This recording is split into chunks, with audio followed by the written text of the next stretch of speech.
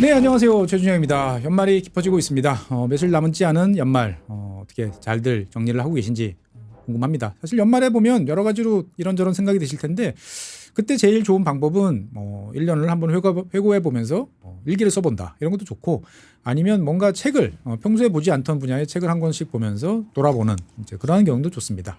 사실 그러한 책들 중에서 제가 지난주에 교수님 모시고 이야기를 했던 인구에서 인간으로 같은 책들은 어떻게 보면 모두의 문제예요. 그러니까 대한민국을 살아가는 사람으로서 결혼, 출산, 육아와 관련된 고민들은 다들 있으실 텐데 그것과 관련돼서 나의 인생 플랜, 미래, 우리의 가족의 어떤 여러 가지를 생각해 보시는데 되게 도움이 되지 않을까 싶은 생각이 듭니다. 그래서 지난 시간에 이어서 또 귀중한 시간 내주신 우리 이철희 교수님 모셔서 두 번째 이야기 이어가 보도록 하겠습니다. 안녕하세요, 교수님. 네, 안녕하세요. 네. 사실 저는 이제 교수님 새로 나온 요 인구에서 인간으로 책을 쭉 보면서 앞쪽에 어떤 여러 가지 실증 데이터들도 되게 이제 좋았지만 사실 전 뒤쪽에 그 내용들, 그러니까 우리가 지금 20년 동안 수없는 많은 사람들이 비판적으로 보는 이제 저출산 정책 이 효과에 대해서 이것들이 효과가 있고 없고가 어떻게 보면 상당히 경제적으로 그리고 이제 수치적으로 이걸 분석해 놓은 걸 보고 야, 이게 가능하구나 라는 생각이 이제 들었는데 사실 교수님이 보시기에 그냥 일단 세부적인 거 여쭤보기 전에 대한민국의 저출산 정책 어떻게 평가를 해보시고 싶으신가요? 그전에 여기에 대한 생각은 좀 양가 감정이 있는 것 같습니다. 그러니까 일반적으로 저출산 정책의 효과 그러면은 많은 분들은 실패라고 말씀을 하시는 것 같아요. 계속 떨어지니까요. 예. 예, 그러니까 돈은 굉장히 많이 썼는데 성과는 없고 오히려 출산율은 더 떨어졌다. 이제 그렇게 평가하시는 분들이 많거든요. 네네. 그래서 어떤 분들 같은 경우에는 이제 무용론을 제기를 합니다. 해봐야 소용없다. 예. 네, 이거 하지 말고 이 돈 다른 데 쓰자라는 그런 말씀을 하시는 분들이 있어요. 그래서 우선 그것에 대해서 좀 그러니까 변명을 좀 제가 당국자는 아니지만 변명을 좀 해야 될 필요가 있을 것 같고요. 예. 그러니까 출산율이 떨어진 것만 가지고 정책을 평가하는 것은 좀 어렵다라는 것이 생각이고요. 그러니까 어떤 정책이든지 간에 이 진공 상태에서 그 정책이 수행이 되는 것은 아닙니다. 그 정책 외에도 다른 많은 요인들이 네. 작용을 하고 있고 출산율에 영향을 미치고 있어요. 그러니까 정책이 설사 성공을 했다고 하더라도 네. 다른 요인들이 굉장히 부정적으로 작용을 하면 출산율이 떨어질 수도 있고 또는 정책이 하나도 없고 또는 실패했다 하더라도 다른 요인들이 긍정적으로 작용을 하면은 출산율이 높아질 수도 있는 겁니다. 마치 정책이 성공한 것처럼 느껴질 수도 있고. 예, 그래서 그것만 봐서는 알 수는 없고요. 그래서 사실 정확한 평가는 이 정책이 없었을 경우에 어떤 일이 발생했을 것인가 네. 이걸 따져봐야 되는 일인데 결론부터 말씀드린다고 한다면은 한국 같은 경우에는 그나마 이 정책이라도 없었다고 한다면은 예. 출산율이 더 많이 떨어질 수도 있다.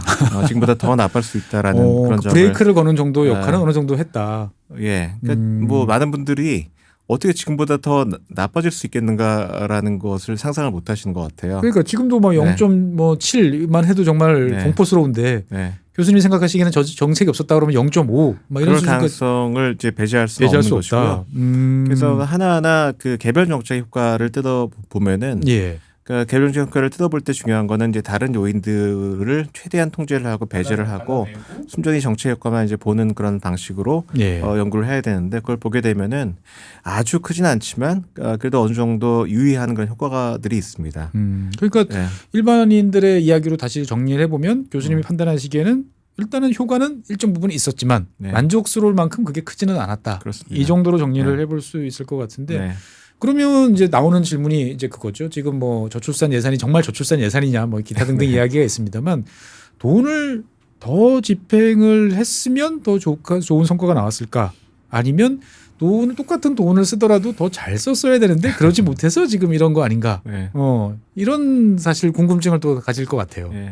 그러니까 저는 두 가지 면이 다 있는 것 같고요. 근데 좀 더 받아들이기 편한 내용은 아마 주어진 재원을 과연 효과적으로 썼냐 하는 것일 겁니다. 그러니까 그럴 가능성이 있다고 한다면 이제 그건 개선을 해야 되고 그걸 개선하는 거에 대해서는 많은 분들이 찬성하실 것 같아요. 근데 기존의 정책이 물론 재원이 큰 건 아니었지만 그러니까 많은 분들이 천문학적인 비용이 투입됐다고 말씀하시지만 꼭 그렇지는 않습니다. 꼭 그렇지는 않죠.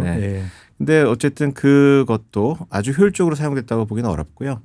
그러니까 어떤 쪽에 더 효과성이 높고 그다음에 어느 쪽에 투자하는 것이 더 바람직한지를 면밀히 따져서 이 돈이 쓰인 것 같지는 않고요.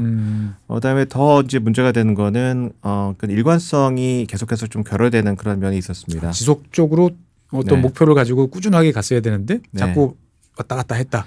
그 이유는 뭐 여러 가지 우리나라의 모든 정치 상황과도 관련이 되어 있는데요. 그러니까 되게 그 정부가 바뀌고 사람이 바뀌면은 정책을 다 갈아엎는 경우가 많습니다. 그렇죠. 근데 뭐 많은 경우가 그렇지만 이 인구 정책 같은 경우에는 더 이제 문제가 좀 심각한데요. 네. 한 가지는 그 인구 정책은 상당 부분 사람들의 기대를 바꾸는 그런 정책입니다. 사람들이 생각이 바뀌고 기대가 바뀌어 행위가 바뀌는 그러한 면이 있거든요. 네네. 근데 일관성이 결여가 되면은 이제 그러한 그 새로운 기대가 형성되기가 굉장히 어려워요. 그런 면이 이거 역시 아닌 것 같아라고. 네. 또 하나는 뭐냐면은 이제 부처 조직의 문제인데요. 네네. 다른 분야 같은 경우에는 다 해당 부처가 있습니다. 그렇죠. 뭐 농업은 농림부, 네. 뭐 그렇죠. 예. 근데 인구 문제 같은 경우에는 이제 그렇지는 않아요. 물론 저출산 고령사위원회라는 데가 있지만 거기는 다 임시직들입니다. 그렇죠. 대한민국에서 위원회라는 것은 이제 네. 실권이 없으니까. 붙박이 공무원들이 있는 것이 아니라 다 파견직 그런 것이기 때문에 다른 데는 사람이 바뀌고 이제 그런 기조가 바뀌어도 거기 붙박이 공무원들이 계시기 때문에 어느 정도 그런 기조가 유지될 수가 있는데 네네. 여기는 이제 그렇지 못한 면이 많고요. 그래서 이런 것들이 여러 가지 정책의 효율성을 떨어뜨리는 역할을 했다라는 걸 말씀드리고 싶고요. 두 번째는 과연 충분했는가 하는 쪽으로 갈 수가 있습니다. 여기에 대해서는 이견이 있을 수가 있어요. 왜냐하면은 여기에 재원이 안 쓰이고 뭐 다른 쪽에 재원이 쓰이는 것이 탐욕이라고 판단할 분들이 계시거든요. 그렇죠. 뭐 고령 어떻게 보면 고령자 연금이라든지 경제 그렇습니다. 발전이라든지 뭐 R&D라든지. 예. 그래서 이거는 이제 그거를 면밀히 따져서 판단할 문제지만 뭐 전반적으로 이 정책의 효과성이 떨어졌던 이유는 굉장히 많은 분들이 이 정책에서 실질적으로 벗어나겠습니다. 그러니까 아예 배제해서 그런 것은 아니고요. 네네. 그러니까 포함이 돼 있지만 그 정도 지원을 가지고는 전혀 어떤 이 영향을 받기 어려운 분들이 많다라는 것이고요. 그래서 뭐 정책의 효과성을 이제 보게 되면은 대개는 소득 좀 상위층에 계신 분들만에게만 그 효과가 나타난 것을 볼 수가 그런 있어요. 비판들이 있어요. 네. 그렇지 않아도 애기 낳을 사람들을 오히려 더 도와주는 맞습니다. 거 아니냐. 진짜 없어서 못 낳겠다라고 하는 사람들한테는 뭐 체감되는 게 없다. 이런 얘기 많죠. 그 이유는 사실 재원이 많지 않기 때문에 그런 것이고요. 결국은 볼륨의 문제다. 그러니까 뭐 하위층에 더 지원을 많이 한다거나 아니면 지금 사각지대에 있는 분들에게 혜택이 가게 하기 위해서는 더 재원이 많이 필요한데 지금 이제 그렇게 할 만한 재원은 없다고 이제 생각이 되고요. 근데 이제 거기에 재원을 더 넣을 것인가 하는 거에 대해서는 아까 말씀드렸던 것처럼 이제 판단이 필요합니다. 여러 가지로 같이 판단이 들어갈 수밖에 없다. 그러니까 이 출생아 수가 줄면서 나타나는 여러 가지 사회 문제를 해소하고 완화하는데 더 재원을 많이 투입할 것인가 이제 그런 판단을 이제 해야 되는 것이고요. 예. 그래서 아마 합리적인 선택점은 그 중간 어딘가가 아닌가 싶습니다. 그러니까 이제 교수님이 아까 말씀해 주신 것처럼 사실 이제 항상 그게 양가적인 감정이 좀 있는 것 같아요. 그러니까 일단 지원을 해준다. 그러면은 근본적인 문제는 지금 결혼을 하지 못한 사람을 결혼을 하도록 해줘가지고 그 사람이 아이를 낳도록 이제 해주는 게 가장 근본적인 문제인데 그거 어느 세월을 기다리느냐. 지금 일단 결혼한 사람부터라도 애를 낳게 해주고 애 하나 있는 사람이 둘 낳는 건 더 쉽지 않느냐. 그러니까 여기다 초점을 맞춰야 된다라는 이야기도 있고 근본적인 문제를 해결해야만 이 문제를 벗어날 수 있다라고 이제 결혼이라든지 더 앞단에서의 투자가 늘어나야 된다라는 의견도 있는데 이것도 책에서 보니까 연구 결과가 있는 것 같더라고요. 예. 이것도 제가 시원하게 뭐 하는 쪽 편을 들으면 좋겠지만 이제 그렇지는 않고 균형이 필요하다라는 좀 막연한 말씀을 드릴 수밖에 없고요. 네네. 왜 그런 거 하니 그 가장 가성비가 높고 빠르게 정치 효과를 낼 수 있는 것은 지금 결혼을 해 있으면서 중상위층에 계신 분들입니다. 이분들은 그야말로 살짝 등만 떠밀어도 손을 넘을 수 있는 분들이에요. 그러니까 가성비 측면에서는 굉장히 탁월하죠. 조금만 지원을 하면 되고 금방 효과가 나타나고. 근데 저는 이제 이런 정책도 필요하다고 생각을 합니다. 왜냐하면 중장기적인 대책만 내세우다가는 사람들을 놓칠 수가 있어요. 그렇죠.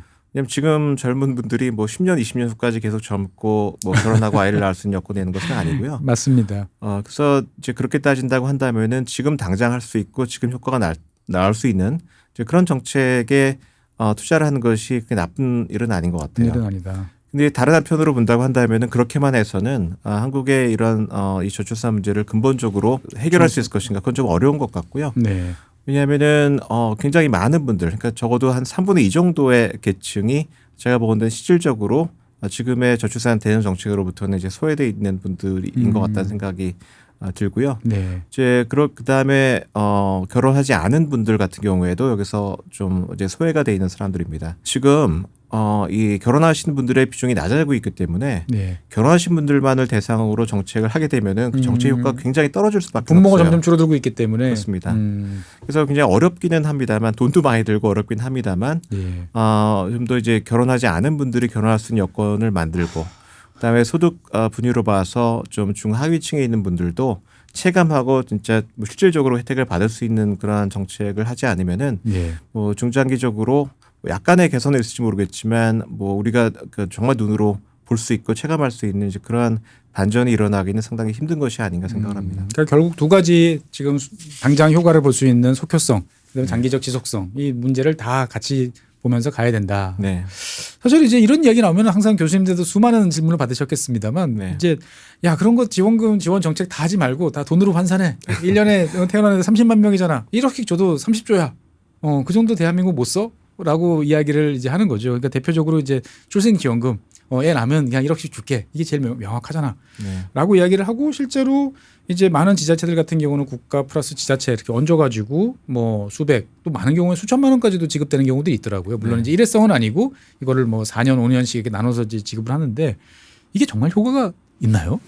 이것도 둘로 나눠서 좀 말씀드려야 할 것 같아요. 왜냐하면 워낙에 이거에 대해서 비난이 많기 때문에 예. 뭐 돈 몇백만 원, 뭐 심지어는 1,000만 원 준다고 해서 아이를 낳아서 키우는데 돈이 얼마가 드는데 이게 효과가 있겠느냐라는 그게 일반적인 생각들인 것 있어요. 같아요. 예. 네, 근데도 실제로 데이터를 분석을 해보면 효과가 나타납니다. 그러니까 크진 않지만 이게 이걸 분석을 하려면 이제 중앙 정부가 준 걸 가지고 분석할 수가 없고요. 지자체들이 지자체 그 출산지원금을 가지고 분석을 해야 되는데 예. 지자체 출산지원금이 평균은 그렇게 크지는 않습니다. 100만 원 좀 지금 전체적으로 봐가지고는 그렇죠. 평균으로 보면 네, 그렇죠. 정도 예. 넘어가는데 그렇게 줘도 어느 만큼 출산지원금을 많이 준 그런 곳에 출산율이 좀 더 높은 그런 효과가 발견이 됩니다. 근데 그게 그 규모도 그렇게 크지 않고 전반적으로 그 효과가 딱 소득 4분위에서만 나타나요. 4분위. 아무 데도 아니고 소득 상위 60%에서 80% 가구에만 그 효과가 나타나는데 그 이유는 그 규모가 그렇게 크지 않기 때문에 그렇다라는 것이고 지원금 규모를 더 늘리면 더 밑에 하위 뭐 3분위 여기서도 나타날 가능성이 있다. 예, 지원금 규모를 늘리면 효과가 커집니다.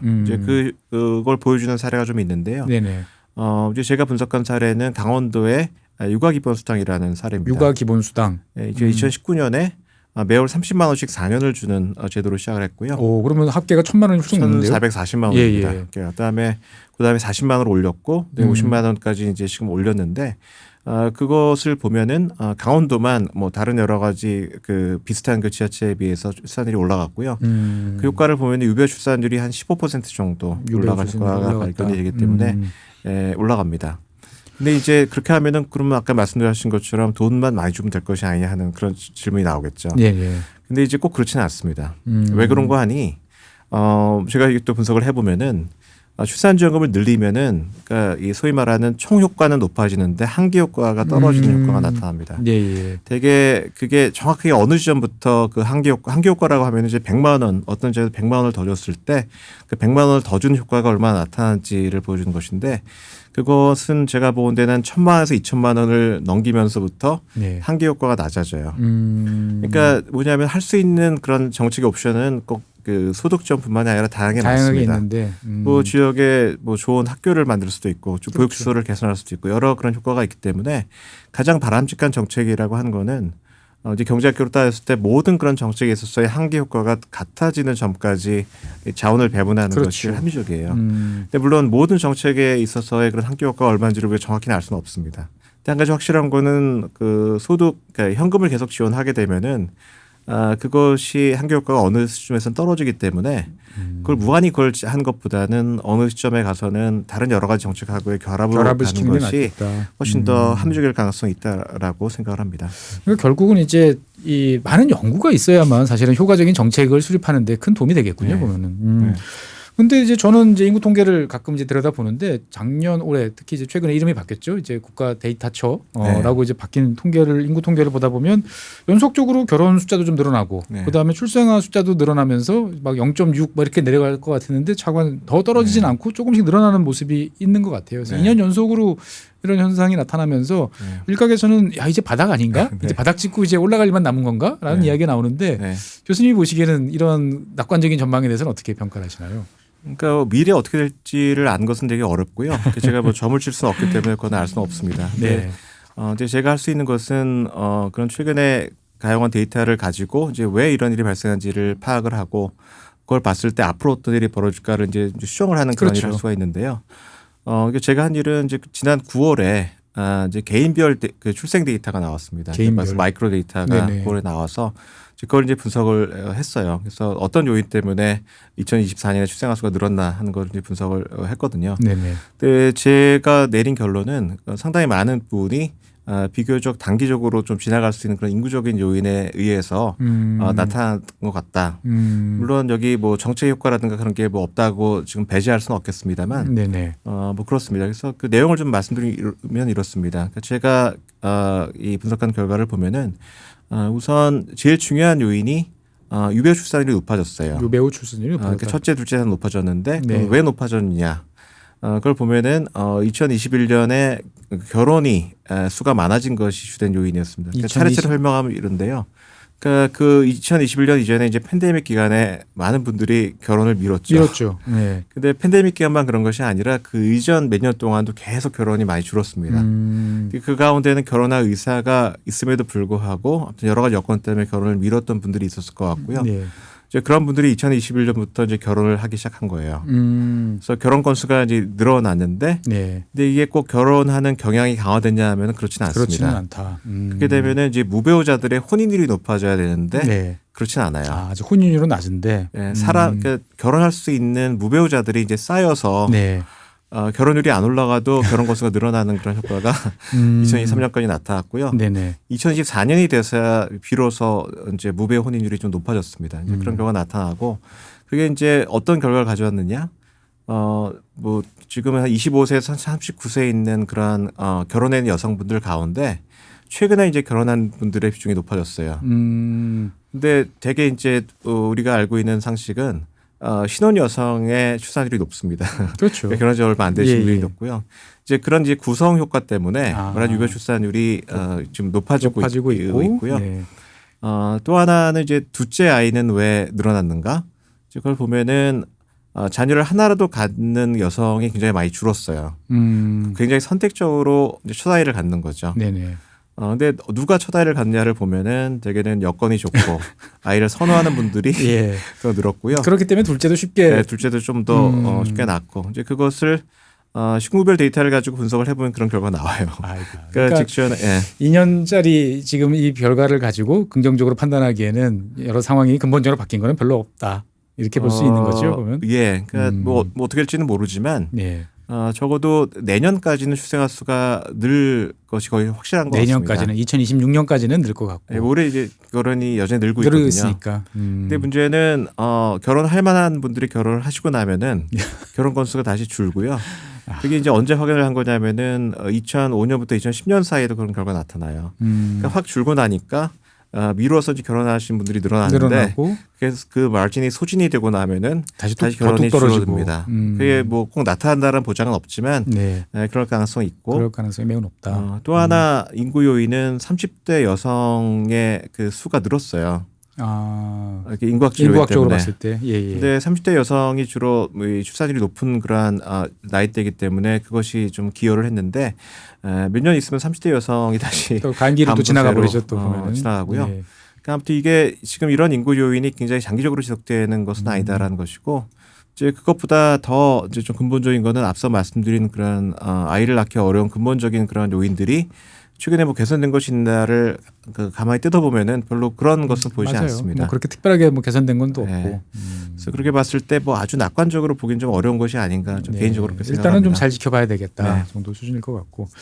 사실 이제 참 제일 궁금한 건 이거예요. 과거에 저희 큰애가 태어날 때는 47만 명, 48만 명, 뭐 07년에 이렇게 태어났는데 09년만 가도 이제 확 줄었더라고요. 근데 지금은 거기에 거의 절반인 지금 20 뭐 몇만 명 정도 수준으로 됐단 말이죠. 그러면 그냥 상식적으로 생각했을 때 이 20만 명대 초반을 찍고 있는 이 지금 태어난 친구들은 그 자기보다 한 7, 8년 먼저 태어난 사람에 비해서 훨씬 더 여유로운 분위기에서 뭔가 세상을 살 수 있지 않을까? 어차피 사회적으로 필요한 사람의 수요는 똑같은데 공급이 줄어들면 한 사람 한 사람이 더욱더 좀 여유 있고 더 높은 좋은 여건에서 되니까 그렇게 되면 전체적인 사회 분위기가 결국 시간이 지나면 지금 이제 2010년대 후반쯤에 태어났던 이 친구들이 이제 결혼할 때쯤 되면 어느 정도 자연스럽게 좀 올라갈 수 있지 않을까라는 생각도 드는데 이러한 그냥 막연한 낙관론에 대해서는 어떻게 생각하시는지? 뭐 저도 그런 일이 일어나기를 이제 바라는데요. 네. 그 경제학의 원칙 중에 하나가 희소성의 원칙이죠. 그러니까요. 어떤 자원이 희소해지면 그 가치가 이제 올라가는 것이고, 그러면 아이들이 줄어들게 되면 아이들의 가치가 올라가고 좀 살기가 좋게 노동력의 가치도 좀 올라가지 좋겠다고 않을까 생각이 되고요. 예. 뭐 근데 꼭 그렇지는 않은 것 같습니다. 그냥 그 사회가 어떤 사회고 사회 구조가 어떠냐에 따라서 그걸 달라질 것 같고요. 네. 그러니까 우선 뭐 과거 사례를 보면 이렇습니다. 그러니까 이 흑사병 때 인구가 3분의 1이 줄었거든요. 네네. 근데 서부 유럽에서는 지금 말씀하신 그러한 희소성의 원칙이 작동을 합니다. 그래서 중세 시대가 끝났다. 뭐 이런 이야기도 있지 않습니까? 예. 뭐 농노들이 해방되고, 네, 농도 해방되고, 인건비가 올라가고, 막 임금이 한 뭐 대개 2배 이상 높아지고 그런 일이 일어나고 사람들의 생활수준이 높아지고. 예. 근데 동유럽은 또 달랐어요. 똑같은 인구 변화가 나타났는데 예. 동유럽 같은 경우에는 오히려 농노제가 강화가 되고 수치가 더 심해지고 사람들은 더 꼼짝마 어렵게 되고 잡아놓고 이제 있었다. 시장이 작동을 안 하면은 희소성의 원칙이 작동을 안 합니다. 거기는 영주들이 담합을 하고 이 사람들은 어디 다른 데로 도망갈 데도 없고 그렇게 되면은 그 늘어난 교섭력을 활용하기가 어려워지는 면이 있는데요. 근데 지금의 아이들이나 청년들이 과연 그런 예. 희소성이 높아지면서 과연 낮을까?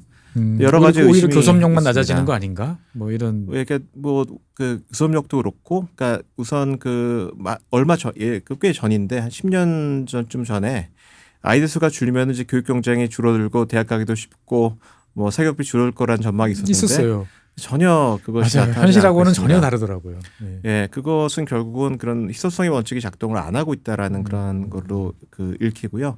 그다음에 방금 말씀하셨던 것처럼 그 교섭력이나 어떤 그런 점에서 낮아지는 것이 그 아이가 줄어들게 되면 아이들이 소수 집단이 됩니다. 그렇죠. 영향력이 줄어들죠. 네. 근데 지금 벌써 그 아이들의 삶을 어렵게 만드는 변화가 진행이 되고 있어요. 그러니까 여러 지역에서 그 아이 수가 줄면은 예. 아이들을 위한 그 핵심적인 그런 서비스 인프라가 붕괴가 됩니다. 붕괴되고 다 오히려 고령자 위주의 직원들이 늘어나죠. 보면은. 분만실도 사라지고 네. 그다음에 보육시설은 문을 닫고 학교도 문을 닫고 이제 그렇게 되면은 아이를 낳아 키울 수 있는 여건은 더욱더 나빠지는 그런 변화가 발생을 하게 되고요.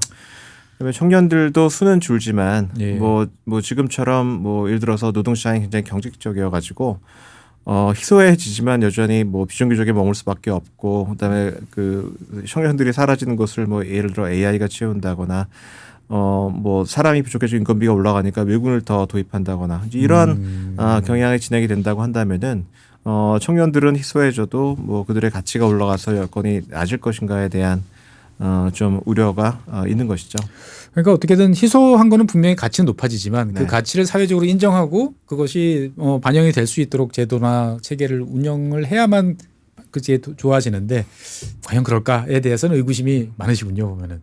예, 뭐 그렇게 되기 위해서는 많은 변화가 필요할 것 같고요. 네. 아까도 말씀드렸지만 시장이 제대로 작동을 해야 이런 희소성의 원칙이 작동을 하게 되고요. 그러기 위해서는 이제 뭐 한국 사회나 한국의 이제 경제가 좀 더 유연하고 개방적이고 뭐 그런 면으로 좀 바뀔 필요가 있다고 생각을 합니다. 어떻게 보면 지난 시간에 이어서 두 시간 연속으로 이제 교수님 모시고 이야기를 쭉 나눠보는데 교수님의 어떤 여러 가지 인구 연구를 통한 가치관은 이 책 제목에서 다 나오는 것 같아요. 우리는 사실 출생률을 높이겠다, 숫자로 보이는 어떤 대상을 높이겠다라고 해서 숫자에 집착을 하는 말 그대로 인구에 집착을 하는데 교수님께서는 이 책을 통해서 인간으로 초점을 좀 바꿔보는 게 결국은 근본적인 해결책이다라고 생각하시는 것 같은데 맞나요?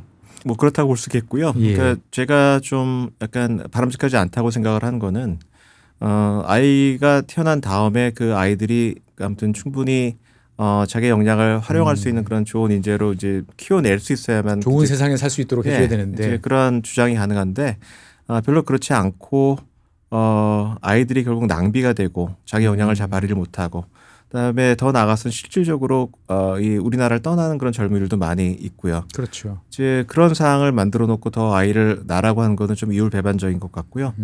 그다음에 태어난 사람들이 좀 편하게 살 수 있고 자기 기회를 갖는 사회가 되어야만 사실 아이를 낳기 좋은 사회가 되고 그게 또 이 출산율의 반등으로 이어질 수 있다고 생각을 하거든요.